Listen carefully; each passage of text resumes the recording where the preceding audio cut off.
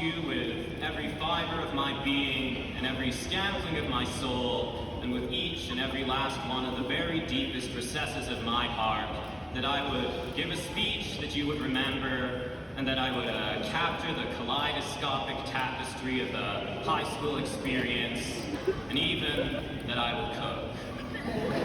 I hadn't actually thought about how I was going to do any of that, but at the very least, if you forget the speech I give, then you'll also forget that I said that you wouldn't forget it. But if you don't forget it, you also won't forget if I forget to find and define the essence of the high school experience, that elusive secret sauce that explains how though many of us are still strangers, each with our own unique individual experiences, we are like islands in the sea, separate on the surface, but connected in the deep.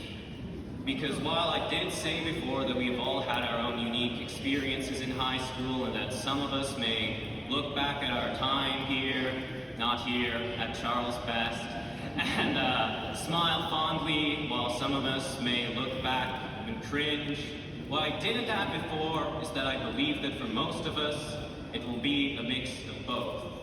Because being a teenager can be liberating. You're released from the kiddie pool, unshackled from your inflatable arm floaties, freer than ever to sail across the seas, a world of infinite possibilities.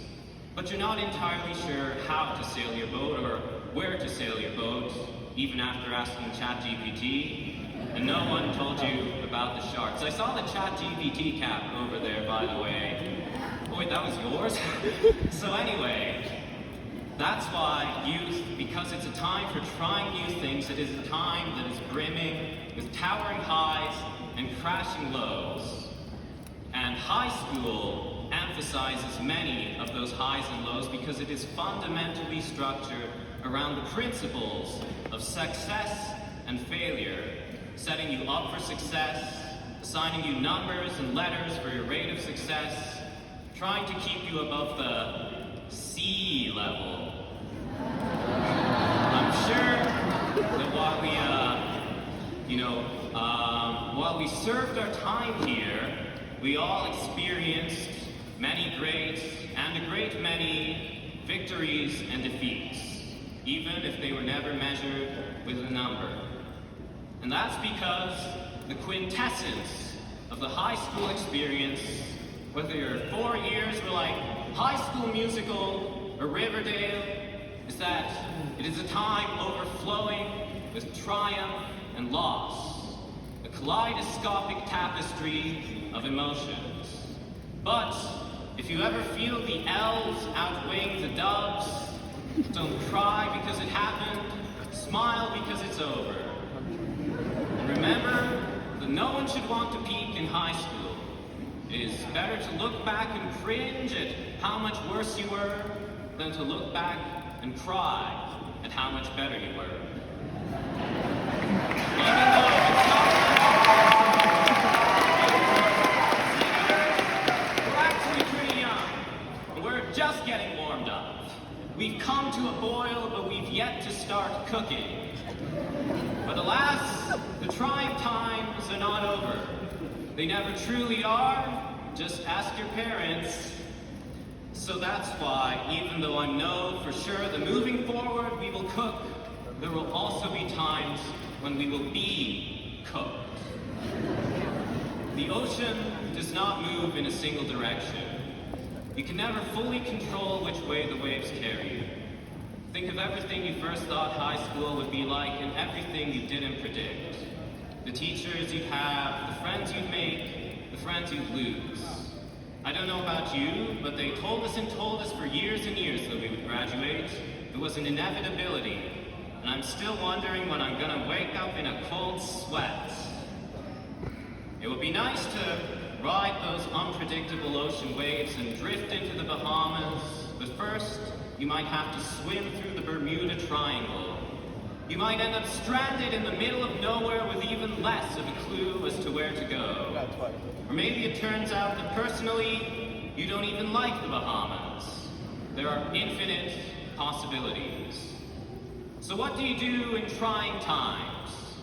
A little green alien from Star Wars named Yoda once said, "Try not, do or do not, there is no try." I bring this up because Yoda can take this advice and stick it in his ear.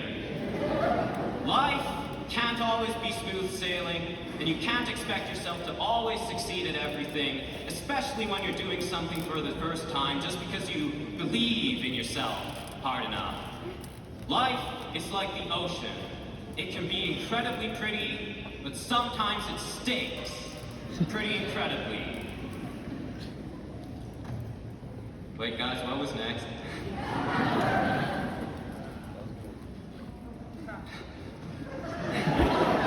It's not ChatGPT, guys. I wrote it by hand. But that doesn't mean, see, I'm messing up right now, but that doesn't mean I should give up. You shouldn't give up just because you can't do something with 100% perfect success rate. Because no matter how much the rain is beating, no matter how much the wind is biting, no matter how much it feels like you're sailing over a sea of your own tears, in trying times, you keep trying. And sometimes you have to revise what you're trying to do. You have to change your course, give up a sunk cost. As some guy that none of us really know anyway once said, a pessimist complains about the wind. An optimist expects it to change. A realist adjusts the sails. Life is indeed an unpredictable ocean journey. And to illustrate just how unpredictable it is, I am now going to completely abandon this ocean metaphor. Life, you see, is like a hat. It can take a plethora of shapes and styles, and you'll probably never stick to just one. Sometimes life is like a blue square hat with a blue and white tassel. It can be a little impractical because it blocks the view of everyone sitting behind you. It can be a little ridiculous, and it can even seem a little trivial.